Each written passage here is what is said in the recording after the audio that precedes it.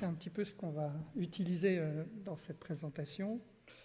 Donc, à nouveau, les conflits d'intérêts. Mais donc, là, dans cette présentation, l'objectif, c'était d'être capable, à la fin, de prendre en charge le prurite chronique chez le chien.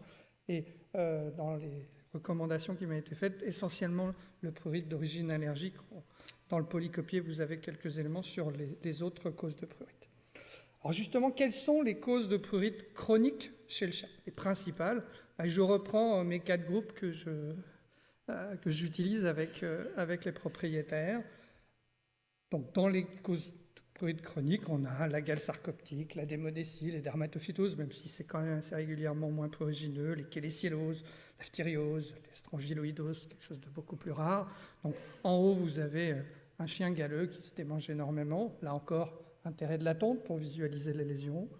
Ces 2 chiens sont des chiens démodéciques. Ici, un chien qui avait un prurite qui était très localisé, qui pouvait, sur un bichon, faire penser à un prurite anxieux, mais qui, en fait, était lié à une démodécie. Ici, des cas plus sévères de dermatophytose surinfectée, à Microsporum canis, et ici, à Trichophyton mentagrophytes. Vous savez que c'est un champignon qui génère assez régulièrement des réactions inflammatoires très prurigineuses.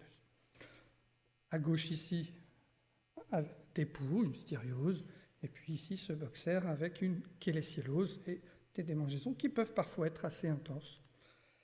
Ici, une trombiculose, on n'est pas tout à fait dans le prurite chronique, et là, des lésions assez rares de strongyloïdose cutanée.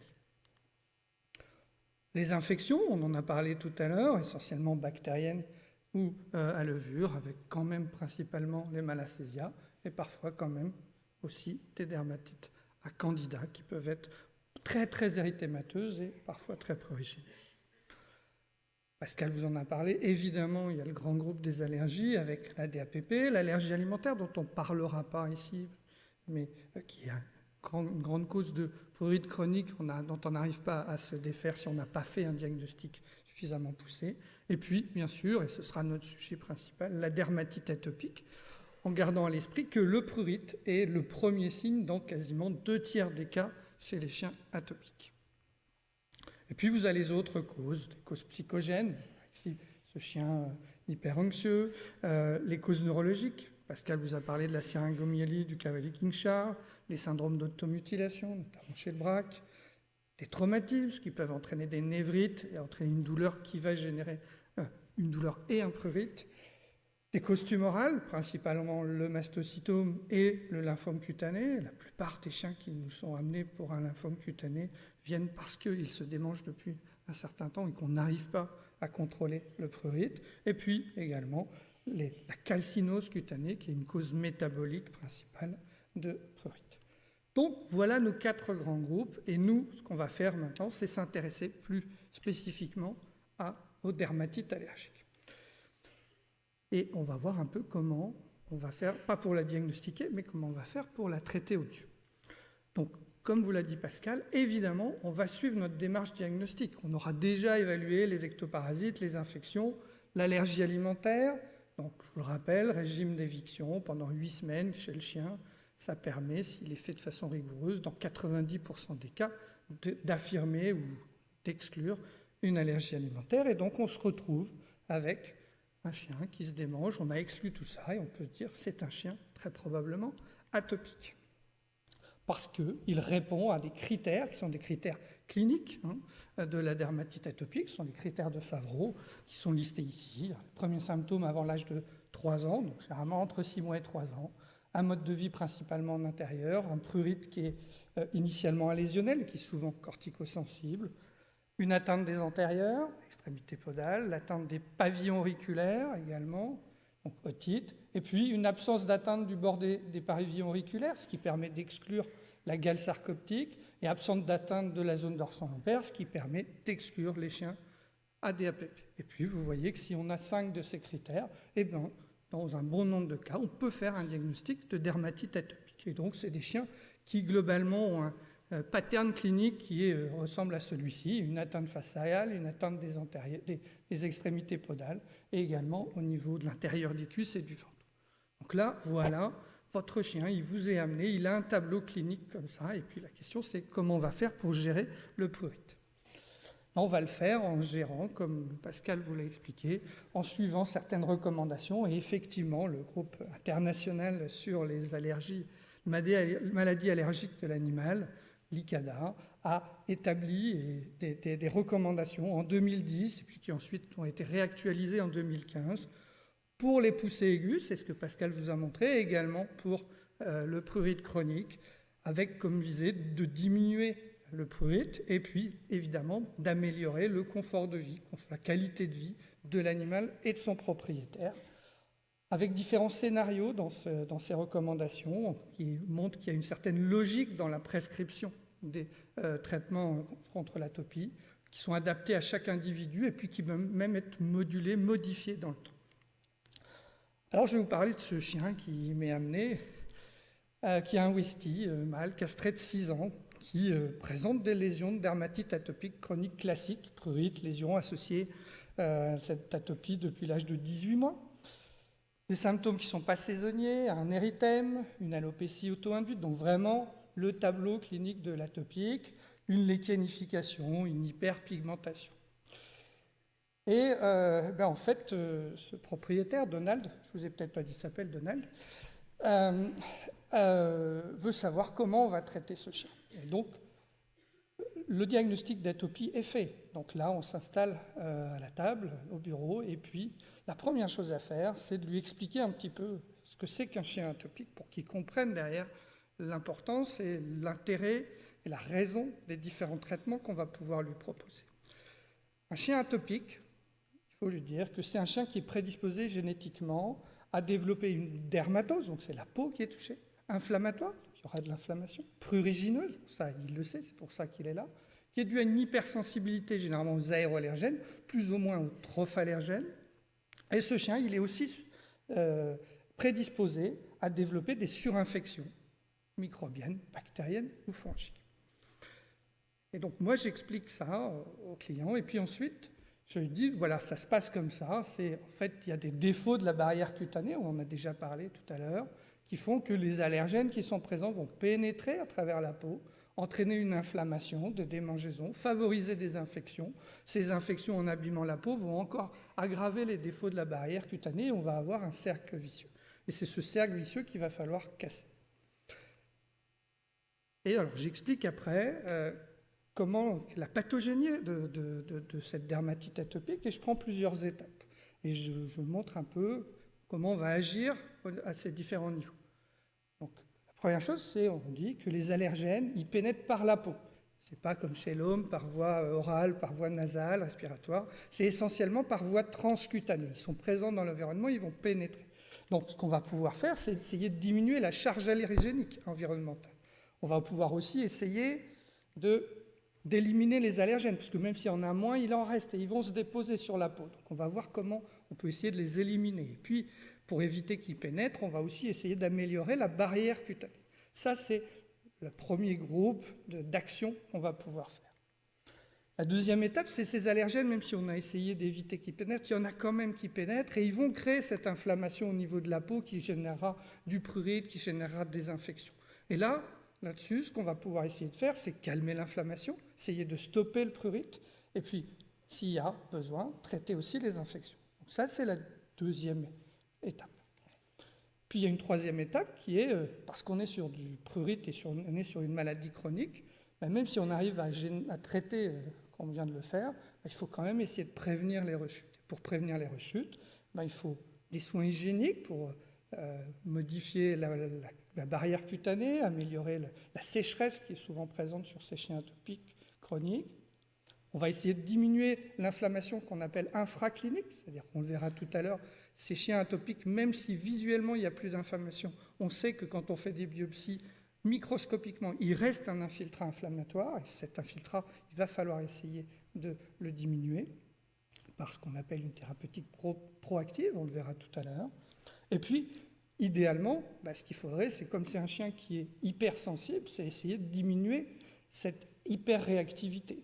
Essayer d'induire ce qu'on appelle une tolérance immunologique par rapport aux aéroallergènes, et c'est le rôle de la désensibilisation. Voilà globalement ce qu'on va essayer ce qu'on explique au propriétaire quand on lui explique ce que c'est qu'une dermatite atopique. et où est-ce qu'on va essayer d'agir. Pour autant, le propriétaire, on a beau lui avoir expliqué ça, ce qu'il veut, c'est savoir comment on va traiter. Donc on va traiter clairement en suivant les fameuses recommandations de l'ICADA. La première étape, je vous l'ai dit, c'est d'essayer de diminuer la charge allergénique. Pour ça, pour éliminer le maximum d'allergènes dans l'environnement, il faut conseiller d'aérer de façon régulière et large l'habitation du propriétaire. On veut essayer aussi d'éliminer les acariens, donc de conseiller de faire des traitements anti-acariens.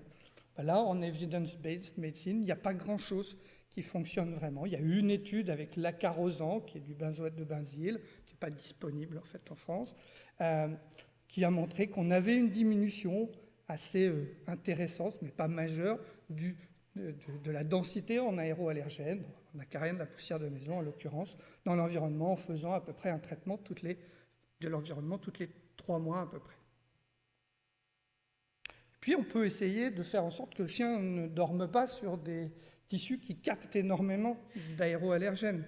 Donc évidemment, on va essayer d'éviter les plaids, les couvertures, et on peut recommander des tapis. Alors il existe, vous pouvez trouver sur Internet, des tapis anti-allergènes. Alors l'intérêt, c'est qu'ils sont peut-être un peu anti-allergènes, c'est surtout des tapis qui sont souples, qu'on peut mettre dans les paniers, et puis surtout qui peuvent être lavés très régulièrement. Moi, je conseille de laver 1 fois par semaine pour pouvoir diminuer la charge allergénique du lieu de couchage. Pour éliminer les allergènes qui se seront quand même déposés sur la peau, on revient sur nos traitements topiques, et en particulier sur les shampoings. Les tests allergologiques qui sont placés ici, pas pour éliminer les allergènes, mais souvent pour faire prendre conscience aux propriétaires de quels sont les allergènes en cause, et en particulier les allergènes de la poussière de maison, pour qu'ils acceptent l'idée de faire des traitements pour diminuer la quantité d'aéroallergènes dans leur environnement. Le traitement antipuce, Pascal vous en a parlé, il est prépondérant sur les chiens atopiques, tout simplement parce que même si le chien n'est pas allergique à la piqûre de puce, la salive de puce peut jouer le rôle de super antigène, comme je vous l'ai expliqué tout à l'heure, et donc si le chien va se faire piquer par des puces, même s'il n'est pas allergique aux puces, ça va générer le déclenchement d'une crise allergique de sa dermatite atopique. Donc, traitement antipuce toute l'année. Le régime d'éviction alimentaire, normalement, il a été fait avant, il faisait partie du diagnostic préalable de la dermatite atopique. Pour autant, sur un chien qui semblait bien contrôlé et pour lequel il y a des crises qui apparaissent, il peut ne pas être inintéressant de renouveler un régime d'éviction, puisque le chien a le droit d'évoluer dans son allergie et de développer une allergie alimentaire au régime auquel il n'était visiblement pas allergique précédemment. Toujours dans l'étape 1, comment améliorer la barrière cutanée ? Essentiellement par les shampoings, et on l'a vu tout à l'heure, il y a des shampoings très émollients qui améliorent l'hydratation, diminuent les pertes en eau au niveau cutané, et donc qui améliorent la fonction de barrière, en améliorant ce qu'on appelle le film lipidique de surface. Et encore une fois, ce qui est important, c'est peut-être pas le produit en lui-même, c'est l'intensité et la fréquence des shampoings. Vous voyez une étude qui a montré notamment qu'on avait un meilleur effet antiprurineux lorsqu'on mettait le chien dans des bains bouillonnants plutôt que dans un bain calme. Après, ça cible sûrement une certaine clientèle. Les acides gras essentiels, on en reparlera plus tard, sont intéressants dans l'amélioration de la barrière cutanée. J'allais dire, tous ces constituants qui contiennent des lipides et qui vont améliorer la constitution en lipides de la barrière cutanée. Il y a des études qui ont démontré l'intérêt de ces acides gras polyinsaturés, soit sous forme d'aliments riches en acides gras essentiels, c'est ceux qui ont été cités ici, soit par des compléments alimentaires comme le mégaderme, ou par des spot-on. Donc tous ces apports en lipides améliorent la barrière cutanée. L'étape 2, maintenant, c'est, vous vous souvenez, calmer l'inflammation, stopper le prurite et traiter les infections s'il y en a. Je ne vais pas revenir sur le traitement de l'infection, on l'a vu tout à l'heure, toujours en respectant bien les règles et probablement en privilégiant les traitements topiques. Stopper le prurite, c'est le cœur de cette présentation. Donc là, on est, comme Pascal vous l'a dit, sur du prurite chronique. Et donc, ce qu'on va utiliser, ce sont les immunomodulateurs, qu'ils soient topiques ou systémiques. Et puis, on verra d'autres molécules. Commençons par les immunomodulateurs topiques, donc qui sont réservés aux formes localisées. C'est les dermocorticoïdes dont Pascal vous a parlé, mais aussi le tacrolimus, qui n'a pas d'intérêt dans le prurite aigu, mais qui a un intérêt dans le prurite chronique. Encore une fois, l'intérêt de ces topiques, c'est parce qu'on a une peau qui est directement accessible, et donc l'action du topique, elle va être directe. Ça va calmer l'inflammation, ça va diminuer le prurite, et, fait quand même assez intéressant dans un certain nombre de cas, ça peut permettre de diminuer les doses, et donc les effets secondaires d'autres traitements, notamment systémiques.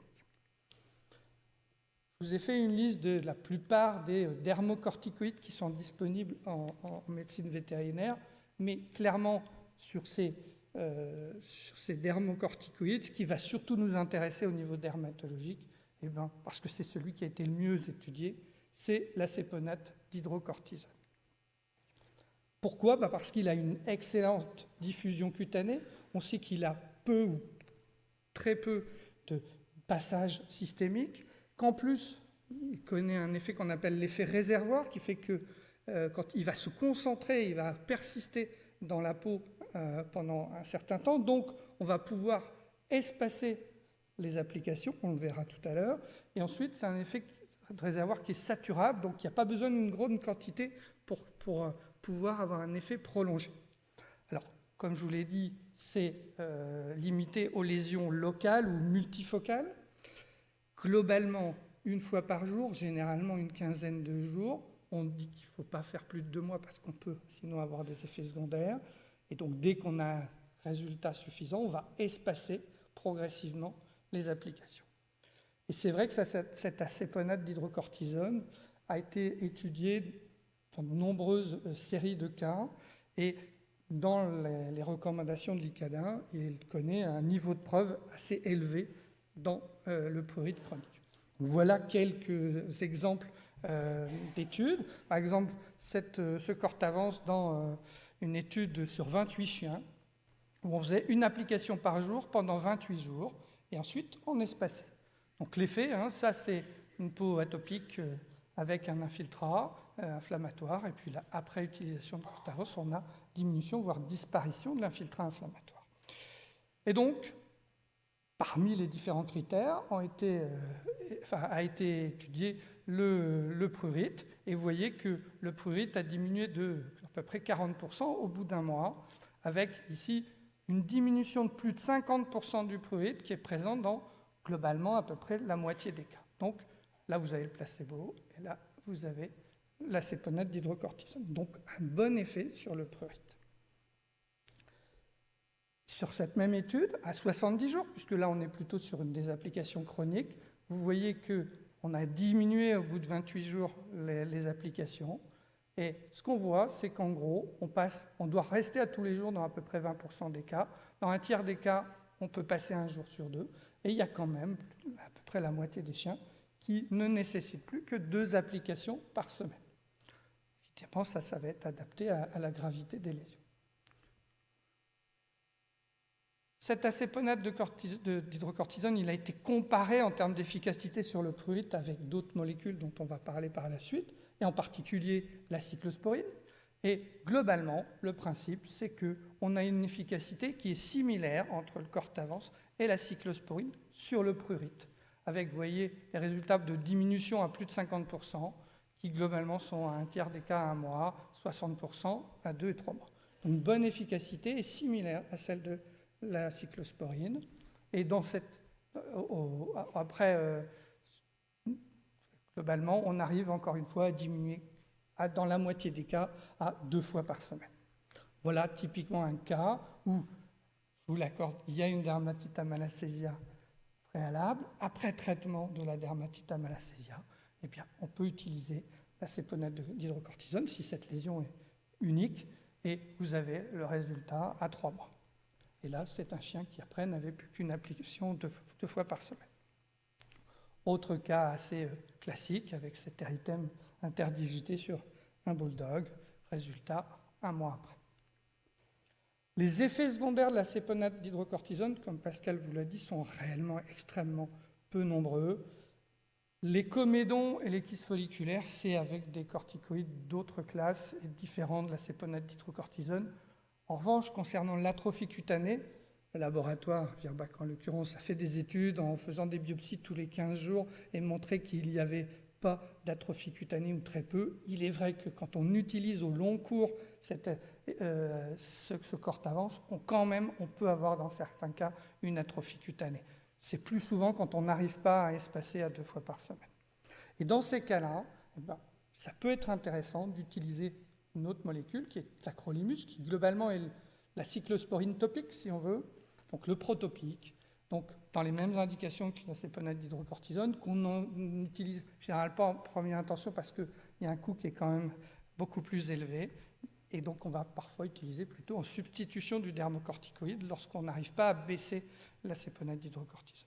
La posologie, c'est au départ 2 fois par jour pendant 7 jours, et puis ensuite on va diminuer progressivement pour essayer de trouver la dose minimale efficace. Et vous voyez qu'on a une efficacité qui est extrêmement intéressante. En revanche, il faut reconnaître qu'il y a un certain nombre de cas où ça crée une irritation qui va démanger. Et donc, dans ce cas-là, on a un peu perdu l'effet positif de l'application du tacrolimus. On fait tout ça, oui, mais il y a quand même des propriétaires qui ont besoin d'actions plus rapides ou qui ne veulent pas ou n'arrivent pas à appliquer localement leurs produits. C'est le cas de Donald, d'ailleurs. Et donc, on va partir sur les immunomodulateurs systémiques, parce qu'on les utilise effectivement très fréquemment. Avec 3 principaux, et vous voyez qu'on retrouve quand même ce dont on a parlé tout à l'heure, les corticoïdes, la cyclosporine et le classitinib. Concernant les corticoïdes, 3 grandes molécules utilisées en dermatologie du prurite chronique, la prednisolone, la prednisone et la méthylprednisolone. Globalement, c'est très efficace.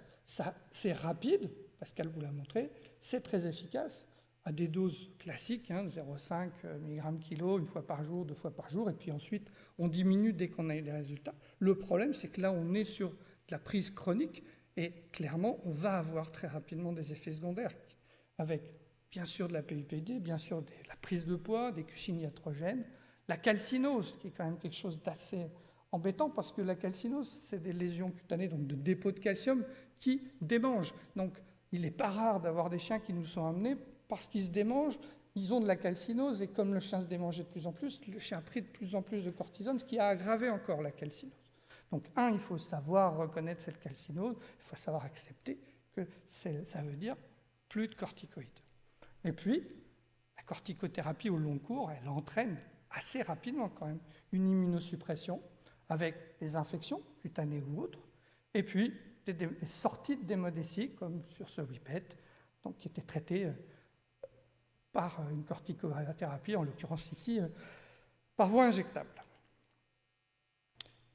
Donc, si vous êtes amené à utiliser quand même les corticoïdes de façon prolongée, et l'idée c'est quand même de les éviter, il faut essayer de trouver rapidement la dose minimale efficace, soit en diminuant progressivement, soit en y associant d'autres médicaments qui ont démontré des effets d'épargne cortisolique. Ce sont les antihistaminiques. En fait, il y a réellement une étude qui a démontré ça, mais on peut supposer qu'avec d'autres antihistaminiques, on doit pouvoir les associer et arriver à diminuer la dose de corticoïdes, mais on peut le dire d'emblée, aussi diminuer la dose des autres médicaments immunomodulateurs dont on va parler par la suite. Avec les acides gras polyinsaturés, en l'occurrence c'était une étude sur le Viacutan, on peut aussi arriver à diminuer les autres médicaments. Et puis il y a une étude pour le phétopica, les herbes chinoises, qui là aussi a démontré un effet d'épargne cortisolique. Et puis parce que ça a un effet immunosuppresseur, si vous êtes obligé de donner les corticoïdes au long cours, eh bien il faut prévoir de faire un examen urinaire 2 fois par an. Mais globalement, l'idée c'est on n'utilise pas les corticoïdes lorsqu'il y a une infection, et il faut le faire que si on peut arriver à une dose faible et intermittente, donc au final, assez rarement dans la dermatite atopique. Typiquement, voilà des chiens qui ont reçu des corticoïdes pour une dermatite atopique. Et là, pas de souci, on aura très aisément plein de malacésia, plein de coques, plein de bactéries. Pour notre chien, le Donald, on peut penser qu'il n'est pas redevable d'une corticothérapie. Donc le deuxième médicament, c'est la cyclosporine. Donc, c'est un inhibiteur des calcineuries. Dans l'AMM se trouve le traitement des manifestations chroniques de la dermatite atopique canine, donc on est réellement dans notre sujet. Et le gros intérêt, c'est qu'il n'a pas d'interférence avec les macrophages, donc pas d'effet qu'on va qualifier de pro-infection. Il y a plusieurs modes d'action de la cyclosporine. Il agit sur les lymphocytes, il va bloquer la dégranulation des mastocytes, etc., etc. Donc il va bloquer un certain nombre de voies qui génèrent du prurite. Là aussi, des études ont montré l'efficacité de cette cyclosporine dans la dermatite atopique canine, et notamment cette étude qui est assez ancienne, 2006, mais qui a montré une efficacité similaire à la prednisolone et à la méthylprednisolone, avec une diminution sur à peu près un mois du prurite. Ce qu'a montré là une revue très très récente, 2014, qui a repris un peu l'utilisation et les différentes études sur la cyclosporine, c'est que oui, la cyclosporine a un effet antiprurigineux, mais qui met assez longtemps à se mettre en place, 4 à 6 semaines généralement. Donc ça veut dire que si vous utilisez la cyclosporine, ça ne sert à rien de vouloir la diminuer avant un mois de traitement, et que globalement, on arrive quand même à une efficacité à un mois qui est la diminution de 50% de l'ordre de 30 à 60% des cas. Donc c'est efficace, mais ça met du temps à agir. Mais il se trouve que là, on est dans le cadre chronique et pas comme Pascal aigu, donc les gens généralement sont prêts à attendre un petit peu, ça fait déjà très longtemps que ce chien se démange. Concernant la posologie, généralement on utilise 5 mg kg jour pendant un mois, et puis ici, dès qu'on a une amélioration suffisante, on va diminuer. Là, différentes écoles existent, soit on diminue la fréquence, soit on diminue la dose journalière, chacun a ses habitudes. Ce qu'on sait, globalement, les études montrent qu'on doit rester à une fois par jour dans environ 40 à 50% des cas, que dans un tiers à un quart des cas, on peut passer un jour sur deux, et que globalement, dans un quart des cas, on peut arriver à 2 fois par semaine. Voilà un peu les chiffres qui vous permettent d'annoncer aux propriétaires que malgré le coût du produit, peut-être dans la moitié des cas, dans un quart des cas, on arrivera à passer à 2 fois par semaine et on réduira donc le coût. Voilà typiquement un chien, Jack Russell, qui a reçu de la cyclosporine et il n'y avait plus d'infection, on traite et vous voyez, on a un très bon résultat avec la cyclosporine ici pendant 6 semaines tous les jours et ensuite on peut diminuer. Autre chien, ici un Westie, qui avait une dermatite à malacésia majeure. On a traité avec des antifongiques, des antibiotiques, des shampoings. 3 semaines après, plus d'infection, on débute la cyclosporine et 9 semaines après, on a un chien qui est assez bien contrôlé. Ça ne veut pas dire qu'à 9 semaines on arrête, c'est qu'après on établit notre traitement d'entretien. Alors justement, le problème de la cyclosporine, on l'a dit, c'est qu'elle met du temps à agir. Alors, il se trouve qu'il y a une étude en 2013 qui a démontré qu'on pouvait améliorer la rapidité de l'effet antiprurigineux en ajoutant de la cortisone. Et en l'occurrence, on donne la cyclosporine à 5 mg kg jour et on ajoute pendant les 3 premières semaines de la prednisolone à 1 mg kg pendant une semaine et ensuite tous les 2 jours pendant 2 semaines. Et avec ce protocole, la réduction du prurite est bien plus rapide. C'est assez logique, ceci dit, on donne des corticoïdes. Donc vous avez en haut la diminution du prurite avec la cyclosporine seule, et ici, cyclosporine, plus de prednisolone. Et vous voyez qu'à 14 jours, on a 75% de réduction pour l'association contre 25% pour la cyclosporine seule, et à 28 jours, on est à 65-40.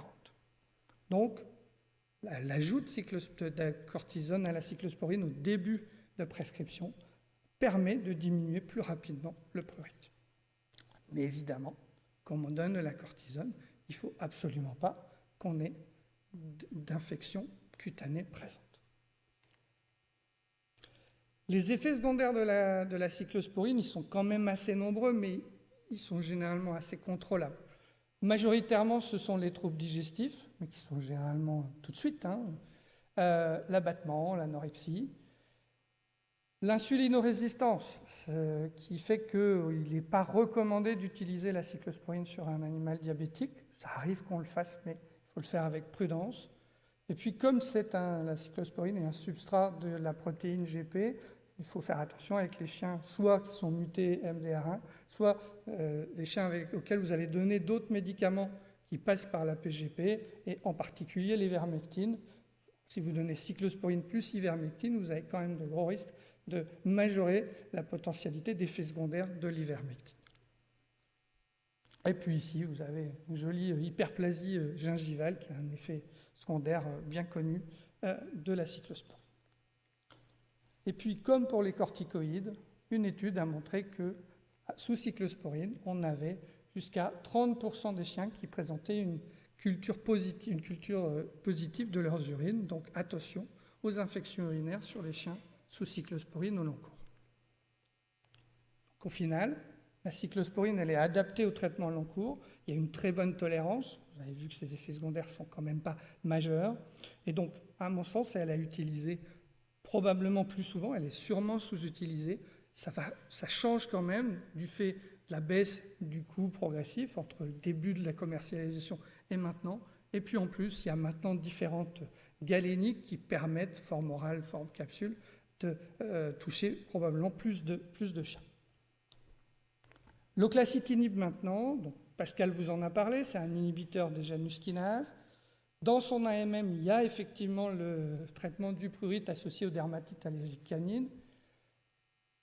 Et il agit à plein d'endroits, mais surtout en inhibant de nombreuses cytokines de l'atopie, IL2, IL4, IL6, donc les TH2, et l'IL31, dont il a été démontré ces dernières années qu'il s'agissait de la cytokine majeure du prurite chez le chien. Donc, joli schéma que Pascal vous a déjà montré, et en fait l'IL31 intervient ici sur la stimulation neuronale du prurite. Donc en fait, cet IL31, il va se fixer sur les neurones cutanés, va aller sur des récepteurs, ici vous avez les Janus kinases, et ça va, quand les Janus kinases sont activés, ça va envoyer un message au cerveau, je dois me démanger. Et donc évidemment, l'apoquel va jouer sur ces voies. Et l'intérêt de l'apoquel, là c'est pas ce qui nous importe, puisqu'on est dans le chronique, c'est qu'il y a un effet extrêmement rapide, mais un effet quand même qui est assez court, entre 12 et 24 heures. Pascal vous l'a dit, l'AMM c'est au-dessus d'1 an, et la dose classique c'est 0,4 à 0,6 mg/kg pendant 14 jours, et puis ensuite, une fois par jour, et dans l'AMM il n'y a pas de limite, on l'utilise au long cours. Donc, les deux choses qu'il faut retenir, et vous voyez que sur cette étude-là, sur quasiment 300 chiens, quand vous donnez l'apoquel, quand vous avez une diminution extrêmement rapide, effectivement, du prurite, mais quand vous passez à une fois par jour, vous avez généralement un petit effet, alors ce n'est pas vraiment un effet rebond, mais le prurite réaugmente un petit peu quand vous baissez la dose. Et puis ensuite, ça va rediminuer. Donc ça, c'est quelque chose qu'il faut que vous préveniez. C'est-à-dire quand vous faites votre prescription 14 +, ensuite vous allez passer une fois par jour, il faut prévenir les gens que ça va remonter un tout petit peu et qu'ensuite ça va se stabiliser. Donc les résultats, ils ont été étudiés et comparés notamment à la cyclosporine et à la prénisolone, et globalement, on a des résultats qui sont similaires à la cyclosporine et à la prénisolone, de l'ordre de 60 à 70% après 1 mois, et puis même plus loin, après 3 mois. Ici, vous avez la cyclosporine. Ici, vous avez l'oclacitinib avec une action plus rapide. Et puis, au long cours, une action assez similaire.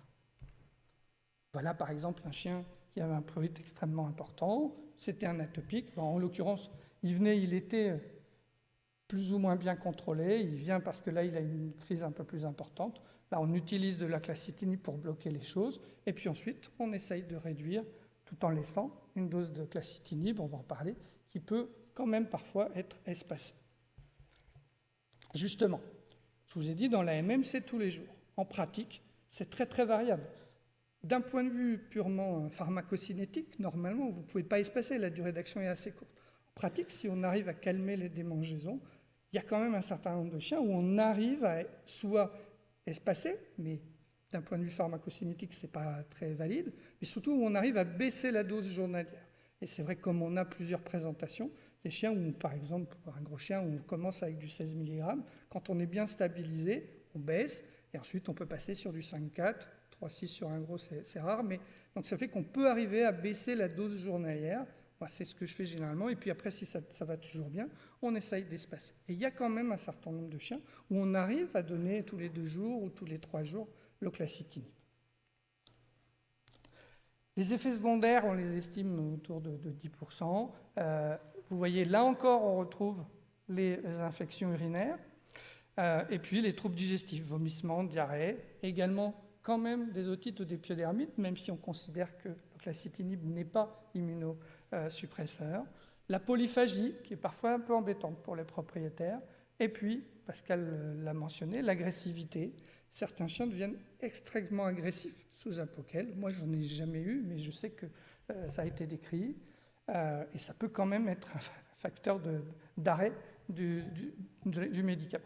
Ici, c'est un chien qui présente des plages hyperpigmentées. J'ai eu 5 ou 6 chiens qui ont présenté des plages hyperpigmentées. Il n'y a pas de relief, hein. C'est des zones, des macules hyperpigmentées sur le chien. Au long cours, puisque là on est sur le long cours, les études ne montrent pas de choses extrêmement graves. Quand on reprend cette étude qui a repris sur la qualité de vie et sur les effets secondaires au long cours de l'utilisation de l'oclacitinib, on a certains chiens qui présentent des tumeurs, mais sans pouvoir relier ça à l'apoquel. En revanche, ce qu'on sait, c'est que si on doit utiliser l'apoquel au long cours à des doses plus importantes que celles de l'AMM, il y a certains chiens où on n'arrive pas à baisser à 1 seule fois par jour et on reste à 2 fois par jour. Là, on sait qu'on va avoir une action sur les autres Janus kinases parce qu'on est à plus forte dose que la dose conseillée. Et là, on ne peut pas exclure qu'on puisse avoir des problèmes d'immunosuppression ou même de cancérisation. Ce qui est sûr, c'est, comme Pascal vous l'a dit, c'est un médicament qui est contre-indiqué si on a une infection sévère, une démodécie ou un cancer. Donc au final, c'est un excellent antiprurigineux rapide, mais qu'on peut utiliser quand même au long cours parce qu'il est bien toléré. Moi, j'ai tendance à l'utiliser plutôt en deuxième ligne ou en ponctuellement et privilégier quand même la cyclosporine au long cours. Ce que je vous ai montré, c'est qu'il y avait quand même des effets secondaires de ces différents médicaments. Donc, globalement, le suivi du traitement, quelle que soit la molécule, c'est de contrôler régulièrement parce qu'il faut faire attention aux infections qui peuvent arriver, comme sur tout atopique. Il a le droit de faire 1 ou 2 crises dans l'année infectieuses, et donc il faut absolument avoir surveillé ça. Donc, examen dermatologique, examen de la cavité buccale avec la cyclosporine compte tenu de l'hyperplasie gingivale, biochimique pour les corticoïdes et l'oclacitinib, numération formule, et un ECBU 1 à 2 fois par an, à mon sens, pour les chiens atopiques, de façon générale. Pascal vous a parlé du Lokivetmab, donc je n'en parlerai pas, on verra quand on en disposera. Les études ont montré qu'il y avait une efficacité avec des injections sous-cutanées mensuelles. On va vite passer sur les autres molécules, puisqu'en fait, les interférons recombinants, il y a un interféron recombinant canin, mais qui n'est pas disponible en France. Sur les antihistaminiques, comme Pascal vous l'a dit, l'histamine n'est absolument pas un médiateur du prurite chez le chien. Des études d'injection l'ont tout à fait bien démontré. Pour autant, ça peut quand même être un médicament d'épargne cortisolique ou d'épargne sur les autres médicaments immunomodulateurs. Donc, je vous ai mis les doses des principaux antihistaminiques qu'on peut être amené à utiliser. Mais ces antihistaminiques, comme les acides gras polyinsaturés, vont surtout avoir un effet d'épargne médicamenteuse plutôt qu'un effet antiprurigineux réel. Vous avez d'autres molécules pour lesquelles il y a des études ponctuelles ayant démontré un intérêt assez limité.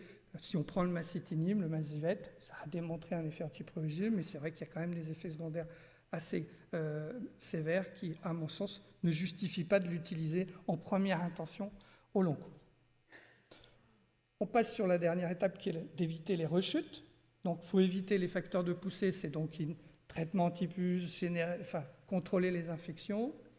L'hygiène, c'est par les shampoings réguliers, par l'application d'antiseptiques, les lingettes par exemple au niveau des espaces intertigités, et la thérapeutique proactive, dont je vais dire quelques mots. Je ne sais pas en avance, c'est ça. Alors, qu'est-ce que ça veut dire proactif? Ça veut dire qu'il anticipe les réponses à un problème. Donc, en fait, on va appliquer, en l'occurrence, un anti-inflammatoire à long terme, à faible dose, et sur une peau qui a un aspect sain, mais qui a été lésée et dont on sait qu'au final, il reste microscopiquement une inflammation. Et donc, le plus souvent, comme elle a été lésée avant, souvent il y a une phase d'attaque, il y a une poussée et on va la traiter, et ensuite il y a cette phase d'entretien qui est la réelle thérapeutique proactive. Donc on utilise soit des dermocorticoïdes, soit du tacrolimus, et on l'utilise 2 fois par semaine, et puis on peut ajouter des antiseptiques ou des ébogues. Typiquement, ce chien dont on a parlé tout à l'heure, qu'on a traité avec la céponate d'hydrocortisone, on a obtenu un aspect normal macroscopiquement, mais on sait que microscopiquement il y a de l'inflammation, et donc on va continuer 2 fois par semaine à appliquer la céponate d'hydrocortisone. Donc en fait, on fait un traitement d'attaque, et ensuite on fait des traitements 2 fois par semaine qui vont permettre de diminuer l'inflammation infraclinique. Et en faisant cela, donc généralement avec la céponate d'hydrocortisone, eh bien, il a pu être démontré que l'intervalle entre les poussées est extrêmement agrandi. Vous voyez par exemple que dans cette étude, eh bien, la médiane d'apparition entre les poussées, elle est de 115 jours, c'est-à-dire 4 fois plus qu'avec le placebo. Donc, c'est quelque chose qui est extrêmement intéressant dans la gestion du prurite atopique. Mais gardez toujours à l'esprit qu'il faut faire des contrôles réguliers parce qu'on peut quand même avoir des infections et que si vous appliquez votre dermocorticoïde sur une peau lésée infectée, ben vous allez favoriser le développement et la prolifération de l'infection.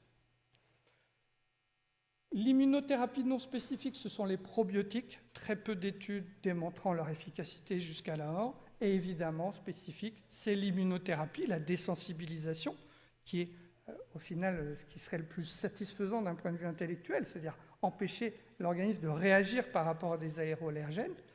Donc on sélectionne les allergènes par IDR ou sérologie. Il y a beaucoup de protocoles décrits dans la littérature. Pour que ça soit réellement jugé de l'efficacité, il faut généralement 12 à 18 mois. Et puis quand ça marche bien, souvent, on le poursuit plusieurs années. Et globalement, si on a bien ciblé les chiens qu'on veut désensibiliser, on a à peu près une efficacité de l'ordre de 60%. Et dans certaines études, on voit que même certains chiens, 5% seulement, arrivent à être contrôlés uniquement avec la désensibilisation et sans autre traitement de l'atopie. Donc finalement, voilà les recommandations de l'ICADA que j'ai remis dans le tableau, mais qui correspondent à tout ce qu'on vient de voir et ce qu'on vient de citer. Éviter les facteurs de poussée, réduire le prurite avec les différentes molécules dont on a parlé, améliorer la peau et le pelage avec les topiques, et puis prévenir les rechutes avec l'immunothérapie et la corticothérapie proactive. Je vais passer très très vite, puisque j'ai plus beaucoup de temps, sur l'importance de l'éducation thérapeutique, même si c'est extrêmement important. J'ai combien de temps encore, Marie-Christine? J'ai encore combien de temps? Je n'ai plus de temps. Bon, on va aller vite. Alors, l'éducation thérapeutique, quelques mots quand même, c'est d'apprendre aux propriétaires à contrôler de manière optimale la dermatose, c'est-à-dire de ne plus avoir besoin de vous au final. Et c'est primordial puisqu'on est sur une dermatose chronique. Donc, il y a une adhésion thérapeutique entre le propriétaire, l'animal et le vétérinaire. Et donc, ça passe par connaître la motivation des propriétaires et souvent même d'essayer de voir plusieurs membres de la famille, puisqu'on est sur quelque chose de chronique où souvent plusieurs personnes vont s'occuper du chien. Expliquer le traitement, je vous l'ai dit tout à l'heure, c'est montrer les différentes étapes notamment. Et puis, c'est important de définir des objectifs thérapeutiques avec les propriétaires pour que ne pas fixer des objectifs démesurés. Donc, il faut répondre à ces attentes. Par exemple, s'il vient parce que le chien se démange vraiment de façon importante, même si c'est depuis longtemps, évidemment, on va pouvoir utiliser des traitements à action tout de suite rapide. Donc, l'oclacitinib, on a dit qu'on allait essayer d'oublier les corticoïdes systémiques. Et puis, pour la cyclosporine, à la limite, si on rajoute la prénisolone, si on n'a pas d'infection, on peut peut-être utiliser la cyclosporine, effectivement. Il faut aussi essayer de voir s'il n'y a pas quand même des traitements que le propriétaire n'arrivera pas à faire sur un chien qui est agressif. Ça ne sert à rien de vouloir lui faire des soins locaux abondants. Et je pense qu'il faut définir le budget avec les propriétaires. Ce n'est pas toujours un problème pour certains. Ça, je vais passer. Comme Pascal vous l'a dit, il vous l'explique avec son garde forestier et sa maison, c'est vrai que c'est important d'essayer d'utiliser des images parlantes pour les propriétaires, parce que c'est ce qui leur permet d'adhérer au traitement. Alors c'est vrai que nous, on utilise beaucoup l'image de la peau poreuse pour dire que les allergènes traversent plus facilement, que les bactéries, les champignons pénètrent plus facilement aussi. Et au final, quand on a expliqué tout ça, quand on a expliqué ce qu'on recherchait avec le traitement, finalement, on a souvent une bonne adhésion du propriétaire. Les études ont démontré que plus on passait de temps au départ sur l'explication de la maladie et des traitements, moins on avait de récidives. Je vais passer. Hop, les conclusions. Donc, si on doit retenir quelque chose, c'est 1. Il faut diagnostiquer avant de traiter. Je pense que là, on l'a bien expliqué. On adapte la thérapeutique à chaque cas et on insiste sur les explications aux propriétaires. Vous l'avez vu, c'est une thérapeutique multimodale. Évidemment qu'on n'utilise pas tous les produits dont j'ai parlé en même temps, mais on va quand même essayer d'en choisir plusieurs pour cibler les différentes étapes dont on a parlé.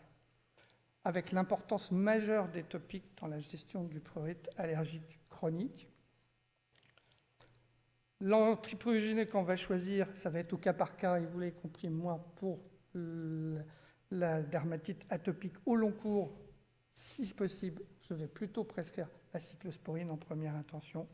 Toujours réévaluer les infections. Ne pas négliger, parce qu'on en a parlé tout à l'heure, les autres causes de prurite chronique, les prurites psychogènes. Alors évidemment, par exemple, sur un bulldog atopique, il a le droit aussi d'être hyper anxieux et d'aggraver son prurite allergique. Les prurites neurogènes, et Pascal vous l'a dit, dans ce cas-là, on utilise assez régulièrement le neurontin, et puis les tumeurs comme le lymphome cutané. Donc au final, sur le chien de Donald, on lui a expliqué qu'on doit faire au moins une fois par semaine des shampoings, avec parfois même d'autres topiques, appliquer des lingettes 1 à 2 fois par semaine par exemple, le traitement antipuce qui doit être systématique, gérer les infections s'il y en a et probablement apprendre aux propriétaires à reconnaître les lésions infectieuses pour pouvoir vous contacter le cas échéant, limiter les allergènes, et on l'a dit, c'est essentiellement dans l'environnement ou au niveau alimentaire, utiliser les antiprurigineux dont on a évoqué les intérêts et les limites précédemment, ne pas négliger la thérapeutique proactive, ça apporte réellement un plus sur ces chiens qui se démangent depuis très très longtemps, et on va permettre vraiment d'espacer les poussées de façon tout à fait significative. Et bien sûr, utiliser la désensibilisation si vous avez pu mettre en évidence une allergie spécifique. Et ça permettra de rendre des propriétaires plus heureux. Je vous remercie de votre attention.